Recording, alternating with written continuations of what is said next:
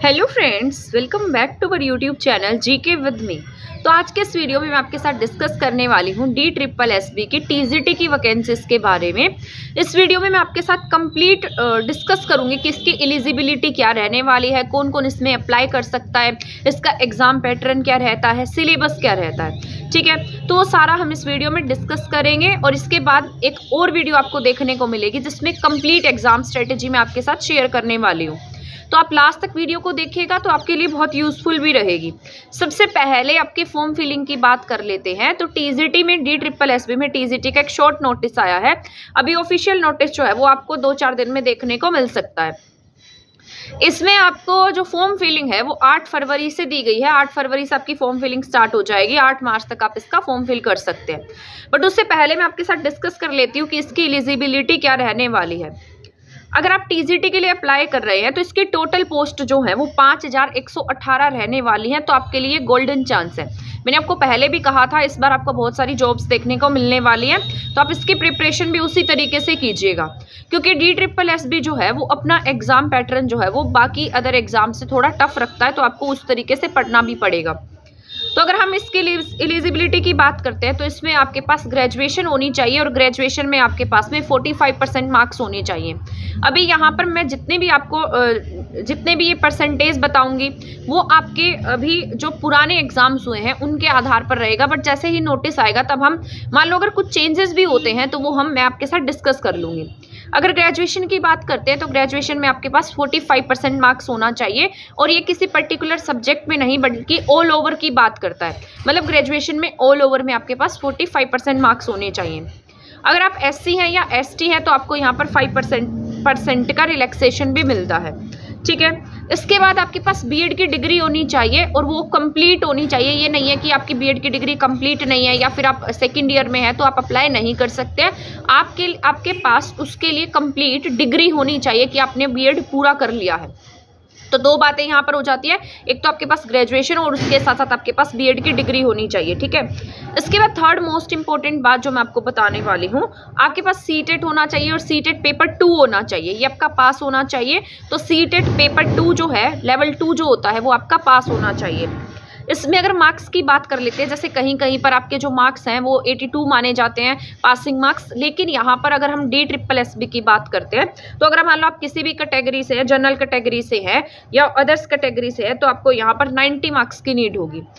इसके अलावा अगर आप OBC है तो भी आपको 90 मार्क्स ही लेने पड़ेंगे यहाँ पर। ठीक है, 90 मार्क्स अगर आपके सीटेट के एग्जाम में है तभी आप यहाँ पर अप्लाई कर सकते हैं।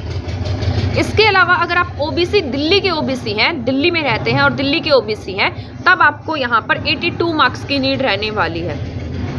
इसके अलावा अगर आप SC हैं या ST हैं तब आपके पास अगर सीटेट में 82 भी है तब भी आप इस एग्ज़ाम को फिल कर सकते हैं। तो यहाँ पर सबसे पहली 4 कंडीशंस मैंने बताई हैं। अगर आप किसी भी कैटेगरी से हैं, OBC हैं और अदर कैटेगरी से है तो आपको 90 मार्क्स की नीड है। अगर आप SC ST हैं तो आप 82 में ही ये फॉर्म जो है वो फिल कर सकते हैं। इसके अलावा OBC अगर दिल्ली के हैं तब भी आप 82 मार्क्स हैं तो आप इसको फॉर्म फिल कर सकते हैं। ठीक है, अगर हम आप एज की बात करते हैं तो आप किसी भी कैटेगरी से हैं तो आपकी एज जो है वो 32 यहाँ पर मानी गई है। लास्ट एज आपकी 32 होनी चाहिए। इसके अलावा अगर आप यहाँ पर OBC भी हैं और किसी और स्टेट से बिलोंग करते हैं तो भी 32 ही है। अगर आप OBC दिल्ली के हैं तो यहाँ पर आपको 3 साल का रिलैक्सेशन मिल जाता है। SC ST है तो आपको 5 साल का रिलैक्सेशन मिलने वाला है। और फीमेल की एज यहाँ पर 40 लिखी गई है। कभी कभी ये 42 कर देते हैं, कभी 40 कर देते हैं। तो जैसे ही न्यू नोटिफिकेशन आएगा तो मैं आपके साथ सारा डिस्कस कर लूँगी। अभी यहाँ पर एज का प्रेफरेंस यही रहने वाला है जो भी मैंने आपको बताया है। इसके अलावा आपकी डिग्री जो है वो सारी कंप्लीट होनी चाहिए। आपका रिजल्ट जो है वो यहाँ पर आपके पास होना चाहिए। इसके अलावा अगर हम एग्जामिनेशन की बात करते हैं तो आपका ये एग्ज़ाम जो है वो 200 मार्क्स का रहने वाला है। 200 मार्क्स में आपका 100 मार्क्स का सब्जेक्ट रहेगा और 100 मार्क्स का आपका कॉमन सिलेबस रहने वाला है जो सभी के एग्ज़ाम में कॉमन रहेगा। तो ये आपका जो कॉमन सब्जेक्ट है वो मैं आपको मेरे चैनल पर कंप्लीट कराऊंगी। सिर्फ मैथ रीजनिंग को छोड़ देंगे हम, क्योंकि वो सब्जेक्ट मेरा नहीं है। मैं आपको जीएस, जनरल अवेयरनेस, इसके साथ साथ जैसे हिंदी है, इंग्लिश है, वो सारा करा दूंगी। बट अभी आपकी फॉर्म फिलिंग जब स्टार्ट होगी तब से हम क्लासेस को स्टार्ट करेंगे, ठीक है। तो यहाँ पर 200 मार्क्स आपके ऐसे कवर होंगे। इसके अलावा जो 100 मार्क्स का सब्जेक्ट रहेगा उसके लिए आपको अपने जो भी सब्जेक्ट है ग्रेजुएशन तक आपको सारी की सारी बुक्स जो है वो बहुत अच्छे से पढ़नी है, क्योंकि DSSB जो है वो अपने सब्जेक्ट पर कमांड मांगता है। आपको अपना सब्जेक्ट जो है बहुत अच्छे से पढ़ना है, तभी आप इस एग्जाम को क्रैक कर पाएंगे। अदरवाइज ऐसे ही अगर आप पढ़ लेंगे तो आपका एग्जाम ऐसे क्रैक नहीं होगा।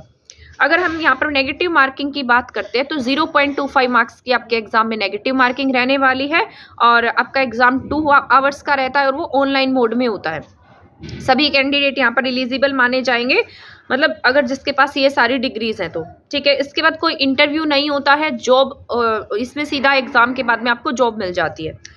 अगर अब हम यहाँ पर सब्जेक्ट कॉम्बिनेशन की बात कर लेते हैं तो यहाँ पर अगर TGT SST की मैं बात करती हूँ तो SST में कोई भी, जैसे हिस्ट्री है, पॉल साइंस है, ज्योग्राफी है, सोशियोलॉजी है, ठीक है, और इसके अलावा बिजनेस है, तो ये सारे जितने भी सब्जेक्ट हैं इनमें से आपने कोई भी एक सब्जेक्ट 2 ईयर्स तक पढ़ा हुआ होना चाहिए। ये according to new recruitment rule के अकॉर्डिंग ये बात कहता है। इससे पहले ऐसा था कि आपके पास ये 2 सब्जेक्ट होने चाहिए सब्जेक्ट कॉम्बिनेशन के तरीके से, तभी आप क्या कर सकते हैं, इनमें से SST के टीचर बन सकते हैं। बट अभी यहाँ पर ये ओनली 1 सब्जेक्ट की बात करता है। इसके अलावा अगर TGT मैथमेटिक्स की, इंग्लिश की, संस्कृत की बात कर लेते हैं तो उसमें आपके पास में ये सब्जेक्ट होना चाहिए, वो 2 साल आपने पढ़ा हुआ होना चाहिए, ठीक है। इसके अलावा जैसे TGT नेचुरल साइंस की भी बात कही गई है, तो नेचुरल साइंस में जैसे आपके फिजिक्स है, केमिस्ट्री है, बायोलॉजी है, बोटैनी है, जूलॉजी है, एंथ्रोपोलॉजी है, बायोमेडिकल है, ठीक है, जियोलॉजी है, बायोकेमिस्ट्री है, ये सारा का सारा किसमें, TGT नेचुरल साइंस में आ जाता है। तो यहाँ पर ये सारा का सारा जो पैटर्न है वो आपका एग्जाम का रहने वाला है। आई होप आपके यहाँ से कुछ डाउट्स दूर हुए होंगे। इसके बाद मान लो आपका जो न्यू रिक्रूटमेंट रूल आएगा, जैसे भी नोटिफिकेशन आएगा DSSB का कंप्लीट, जिसमें जानकारी दी गई होगी, जिसमें सारी की सारी एलिजिबिलिटी दी गई होगी, सारे सिलेबस दिया गया होगा, एज कितनी रहेगी, एज रिलैक्सेशन कितना मिलेगा, वो सारा का सारा मैं आपके साथ बाद में डिस्कस कर लूँगी, ठीक है। तो अभी के लिए आप इतना मान सकते हैं कि आप अगर आपके पास में ये सारे के सारे, अगर आपके पास सारे के सारे ये जैसे BEd की डिग्री है, CTET पास है और एज आपकी इतनी है, तो आप इनमें एलिजिबल है, आप इसके लिए अप्लाई कर सकते हैं। तो इससे पहले मैं आपको सजेस्ट करूँगी कि आपका कोई भी सब्जेक्ट है, जिस भी सब्जेक्ट से आपकी TGT की वैकेंसी निकली है, तो आप क्या करेंगे, अपनी NCERTs की बुक्स को पहले पढ़ना स्टार्ट कर दीजिए। उसके बाद आपको आगे भी पढ़ना पड़ेगा, क्योंकि आपका जो एग्जाम है वो डीप नॉलेज मांगता है और आपको अच्छे से पढ़ना पड़ेगा, ठीक है। जनरल सेक्शन की तैयारी मैं अपने चैनल पर कराऊंगी। ऑलरेडी मैंने जनरल अवेयरनेस बहुत सारा करा रखा है, इंग्लिश के रूट्स वर्ड्स करा रखे हैं, बहुत सारे टॉपिक्स आपको देखने को भी मिल जाएंगे, ठीक है ना। तो आप अपनी तैयारी करते रहें, चैनल के साथ बने रहें, आगे आने वाले टाइम में आपको बेहतर कंटेंट भी देखने को मिलने वाला है। तब तक के लिए थैंक यू, धन्यवाद।